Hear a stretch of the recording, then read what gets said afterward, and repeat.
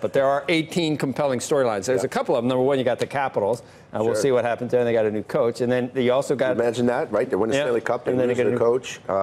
First Stanley Cup in the history of Washington. So we'll see if they can come back and repeat. And the only way Vegas can beat last year is by winning the Stanley Cup, which people say is possible. Which is crazy, right? Yeah. You have the brand new. It's unprecedented that a first-year team goes to the Stanley Cup or goes to a championship and has a chance to win the hardest trophy in sports to win, which I believe. I was there 20 years, never won it. But we'll see how that they react to having such a successful season. Remember last year, a year ago, with the shooting. That's right when the season started. So this team rallied around the city. They rallied around an idea. They really embraced themselves in the community, and everybody ran with it. That emotion and that adrenaline of being thrown out of their old cities, now a bunch of misfits, they ran with it. It'll be interesting to see if this year they can keep up that momentum and that excitement. And then, you know, we always ask everybody about streaming, but also another expansion, Seattle. Is that next? Probably. That's going to be next. Yeah, it will happen. I think it's one of the bigger markets in the United States, and you would think it's Seattle is right near the Canadian border. Right. Have that competition between Vancouver, San Jose. And kids who grew up Plus, there's only 15 teams in the West, so we can have one more.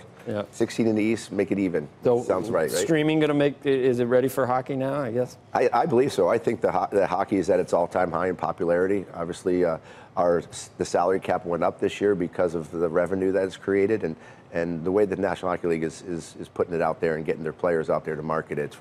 It's been blowing up, and people love the game. So I don't see why not. I mean, I remember when NBC. I'm not saying they stepped up to the plate, but there was a time when people, it was after the lockout or something. 10 years ago, right after the lockout. I think we paid $1 or something. And people thought hockey was, I don't want to say people thought hockey was dead, but they did. 75-inch screens and NBC and high def. Yeah, NBC revolutionized the way that people can watch the game on television, because a lot of the knock against hockey is we can't follow it. Can't follow the puck. Yeah, can't feel the energy, right? But I think NBC is really, with their camera positions, with their microphone positions, with the way that they've gone out there and made sure that they brought people closer to the players and to the game, they can get a real good feel of it. And by the way, that's similar with golf too. Absolutely, no question. I mean, just watching this Ryder Cup and the sound. Remember when they used to put the highlight right on the puck? Do you remember that? Yeah, when they used to have that blue puck that lit up. With the thing that went. Yeah, that's one of those crazy ideas that didn't work either. Unfortunately for the Rangers, I became a fan. Rangers will have an interesting rest is season history. this season. Yeah. Anyway, it'll be fun.